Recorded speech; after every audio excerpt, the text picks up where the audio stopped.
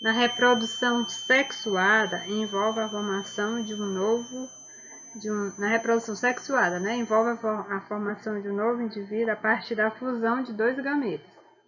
Então, nesse caso, os indivíduos são geneticamente distintos dos progenitores, né? São muito diferentes, não são geneticamente iguais como na reprodução assexuada. Então, esse tipo de reprodução ocorre em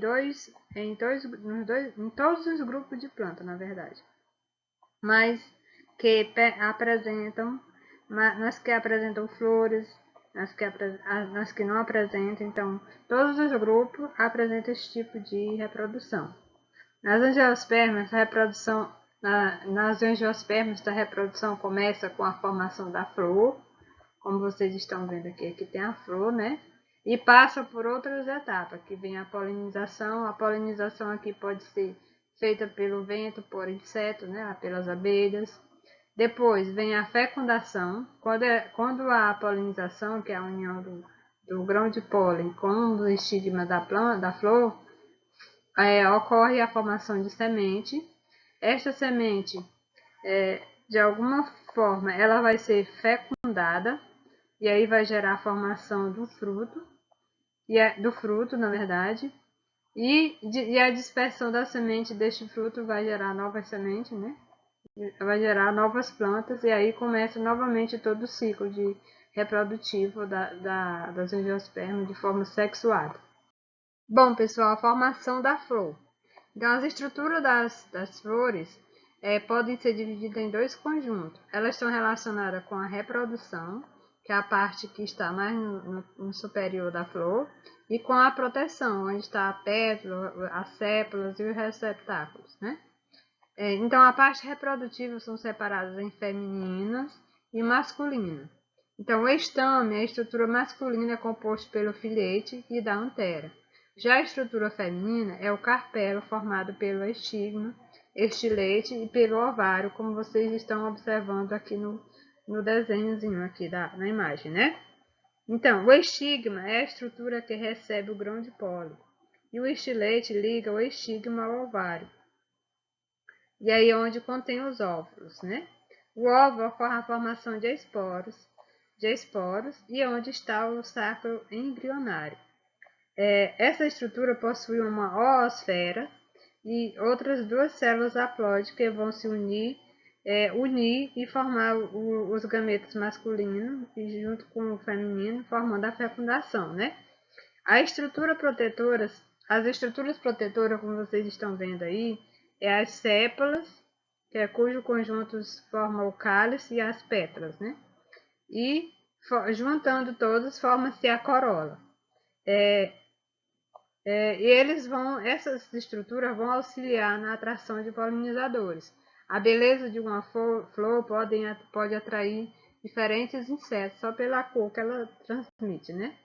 Então, as estruturas que formam flor são modificadas e se encaixam no receptáculo floral, que aí fecha a estrutura de uma determinada flor. A polinização é o processo em que o pólen sai da antera e chega ao estígio, normalmente de uma outra flor, não precisamente sendo da mesma, né? Então, o transporte deste pólen, do grão de pólen, pode ser pelo vento, pelos insetos, aves ou pequenos animais, ou até pelo homem mesmo, né? E há plantas que evitam a autopolinização, ou seja, o grão de pólen é impedido de chegar ao estigma da mesma flor. Aí, exemplo, nós poderíamos explicar desse processo aí, seria os abacateiros.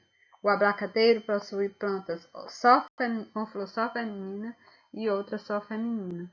E aí elas não precisam de agentes polinizadores para que consiga alcançar a polinização. Já a fecundação é um evento em que ocorre a união do grão de pólen com a oosfera, né, e resulta na formação do zigoto, que é a união do zigoto masculino com o feminino.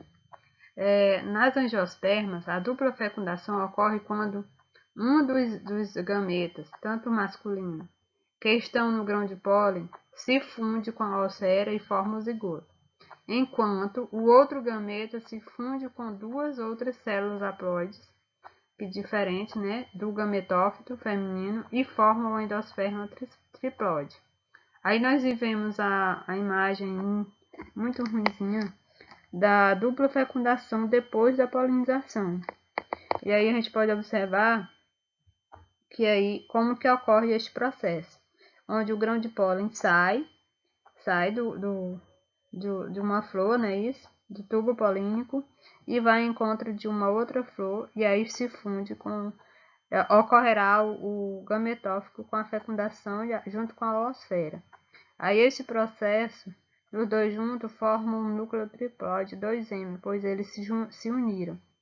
E aí, quando eles estão juntos, os 2N, o núcleo triploide, junta-se com o embrião, formando-se o endosperma, que é a célula 3N.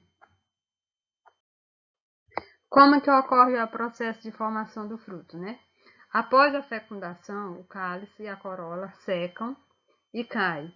Os zigotos se desenvolvem em um embrião e os óvulos formam a semente. O ovário dá origem, e assim o ovário dá origem ao fruto. Assim como ocorre o processo de formação do fruto. Pessoal, quase finalizando aqui nossa aula, vamos entender como que ocorre a dispersão da semente e germinação dela, né? Na dispersão, o embrião fica protegido dentro da semente, que aí pode ser dispersa de diferentes modos.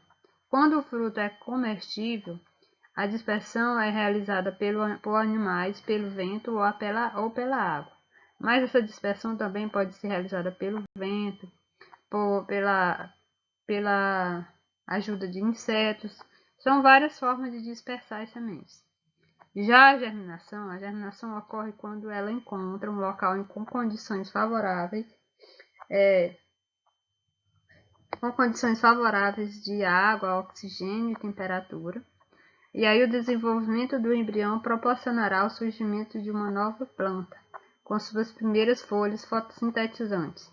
E aí nós vemos aí uma imagem de uma dispersão, né, com as araras aí de dispersão dos coquinhos, comendo e levando a semente para outro local.